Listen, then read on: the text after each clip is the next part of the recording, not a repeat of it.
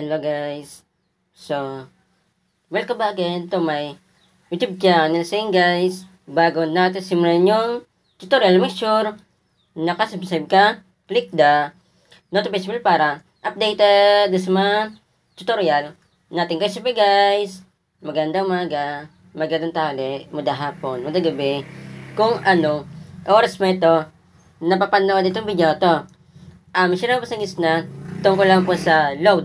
Kung paano ba gamitin po guys yung mga SIM po natin na pang-loader guys. Hindi po tayo gagamit ng ordinary po natin guys na SIM po meron po kasi guys na bilihan po na meron pong pang-loader po guys ay pang-load po.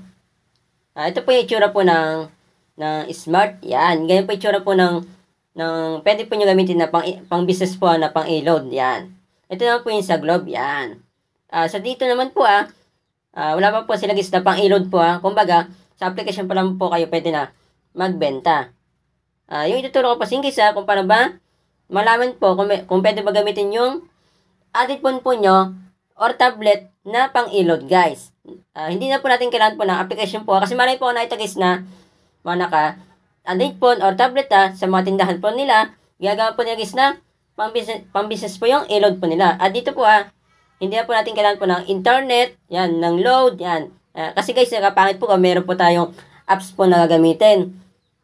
Paano kung nawalan pa tayo ng load po sa data or sa wifi, di ba? Magastos pa po yan kung gagamitin pa po natin ng load, di ba? Dito po, punta po tayo dito. Ito po yung itsura po ng application na ipapakita ko po sa inyo. Yan. Ang tawag po dyan, SIM Toolkit. Yan po yung logo po niya. Nakita nyo naman po dito, wala po siya. Yan.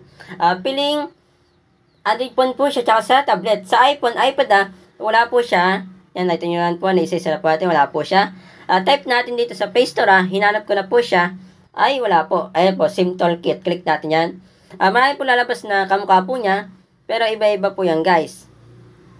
Ito, example natin itong SIM Tool Manager. Click natin yan. Yan, nakita nyo naman po wala po yan. Wala po siya.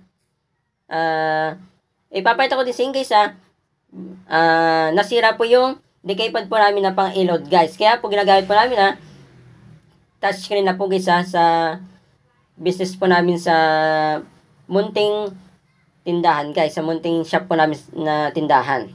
Pakita ko mo sa inyo guys yung tindahan namin na maliit lang siya, kaya tawag namin guys na munting tindahan. Pakita ko muna sa inyo. Tara, let's go!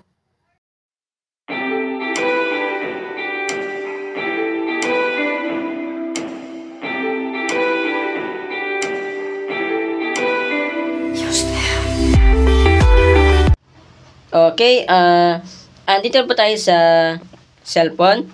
Bago po sa guys na ipaliwanag po yung dalawa na yan nakita nyo naman po yung tindahan po namin. Maliit lang po siya. Kaya po matatawag po na munting tindahan po. Ito po yung ginagamit po namin na pang-loader po. Nakalagay po dito Smart tsaka po Globe. Nangyari po dito guys kaya po lumipat po kami dito Itong decaypad na to sabihin natin guys na pang-loader nga siya. Ito po yung kadalasan guys na ginagamit po ng karamihan po guys na nagbibusiness po ng load sa mga tindahan. Bihira lang po guys na gumagamit po ng ganito. Dito po nangyari po kasi dito pawala-wala po yung signal. Kahit na meron pong signal po sa added phone, tablet, iPhone, iPad namin guys. Kahit na hindi po nagloloko yung tower. Ang nangyari po dito magkaroon po siya ng load, mamaya-maya mawala, mamaya-maya magkakaroon. Ang gagawa po namin guys para po magkaroon po ng load po, I mean ng signal po pinapatay po namin tsaka ino-on namin. Tsaka nangyari pa guys kaya po lumilipat po yung mga customer po namin na nagpapaload kapag pinapatay po namin tapos binubuksan, hindi pa po siya nagkaroon ng signal. Mahirap pa po siyang magkaroon ng signal.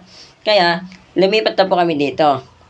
Ito guys cellphone ng papa ko po yan Ito yung unang cellphone po niya. Meron po kasi guys na bagong cellphone yung ginagawa ko ng tutorial guys. Ito yung ano guys yung ginagamit namin na pang-loaders. Ayan o. Sa Shalin guys, naka-touchscreen pa kami. Screen recorder ko na siya. Para mapakita ko sa inyo. Kung ano yung sasabi ko na SIM toolkit. Tara. Let's go! Okay, andito po tayo sa cellphone. Ito po yung makita po nyo sa Android phone po nyo or tablet. Itong SIM toolkit. Yan. Shortcut po siya guys, kaya meron po kayo nakita agad dito na SIM toolkit. Ito po yung hindi shortcut. Nakita nyo naman po, recommended po yung SIM toolkit. Talaga pong meron po siya sa cellphone ng papa ko guys. Ito po yung kauna-unahan po ng cellphone ng papa ko guys, kung hindi ko pa po sa inyo na nababanggit. Click po natin yan. Ang nakalagay po dito guys, smart po. Yung sa globe po, nakatanggal po siya kasi meron po ang ginagawa guys, ang makita po niya sa smart po, smart, TNT, smart prepaid, regular, smart bro, entertainment, PLDT, signal, Meralco, kapartner, rewards, menu, update. Dito po, halimbawa, meron po bagong promo si smart na dinagdag, kung saan po siya magkakaroon, hindi na po namin kailangan ng internet connection para po i-update po yung promo. Kung meron po silang tatagayin na promo po, naka-auto-update na po din siya guys, yung nakatanggal na promo dito guys. Pero hindi halos lahat guys, halimbawa, sabihin natin na yung bagong update ni Smart ay 5. Ang napapunta na sa amin, 3. Meron pa po kami guys na technique para po yung dalawa po natitira po na bagong update ni Smart na hindi na ilagay sa pang-loader po namin guys, sa pang-load po, ay meron po kami gagawa ng technique guys. Kung dalawa naman po yung nilagay po yun na SIM po ay katulad po ng Smart Globe, dito po pag kinilik po yung SIM toolkit, milalabas po dyan kung SIM 1 or SIM 2. Tingnan natin sa Play Store para maniwala kayo na piling Android phone tsaka sa tablet. Hindi po halos lahat guys, pwede kayo mag-load po na built-in lang. Ayan, nakita nyo naman po yan. Ito na po yung mga itsura po na parang SIM toolkit. Yan. Ito pa po siya guys. Yan.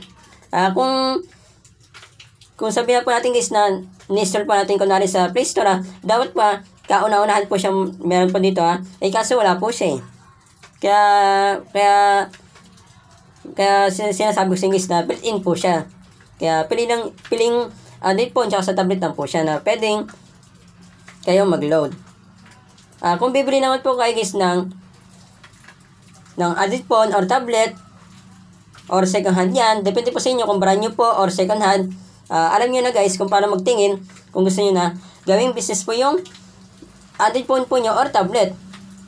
Yun lang guys, share ko po sa inyo paka-share po ito yung mismo video sa mga kakala nyo guys na meron pong brand new na cellphone or second hand na cellphone tsaka tablet, brand new man yung tablet mo or second hand na tablet, pa-share po ito mismo video para po alam po nila guys kung pwede pong pagkakitaan po yung Android phone or tablet po nila guys pati na yun guys sa mga meron pong tindahan po dyan guys para po meron po silang dagdag income.